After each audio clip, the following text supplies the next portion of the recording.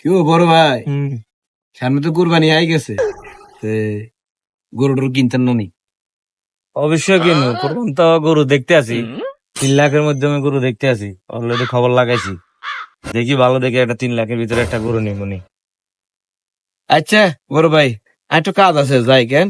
আচ্ছা ও ভাই, 3 লাখ টাকা কুরবানি দিব, এ কতটা তো আক্তার ভাইয়ের কোন রকম যাই, আক্তার ভাই গিয়া লাগাই গিয়ে।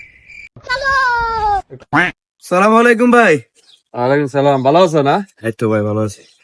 কি বড় ভাই, কুরবানি দেওয়া পড়লো, গরু টরু কিনতেন না?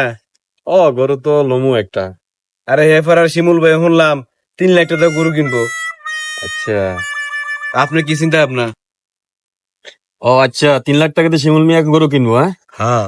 আচ্ছা, আমারও চিন্তা ভাবনা একটা আছে, দেখি 4-5 লাখ টাকা দিয়ে একটা লিয়ে নিব নি।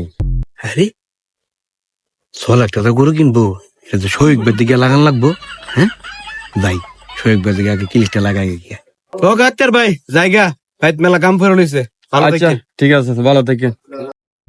ও কিও, দুনিয়া তার দুনিয়া নাই। কি হইছে দুনিয়ার মধ্যে? কিতা কইছে? দুনিয়াতে আগুন লাগিয়ে গেছে গা। দুনিয়ার আগুন লাগছে। আরে কিতা হইছে? শিমুল ভাই 3 লাখ টাকা কুরবানি দিলা। আচ্ছা। আক্তার ভাই 5 লাখ টাকা কুরবানি দিলা। আপনার আচ্ছা। কি অবস্থা? আরে আমার কথা কইস না, আমি তো এবার কঠিন চিন্তা ভাবনা নিছি। আমার বাজেট মিনিমাম 1 কোটি টাকাতে কোরবানি দিয়াম, কারণ আমি যাইতাছি বাংলাদেশ থেকে সৌদি আরব যাবো ঠান্ডা আনতাম।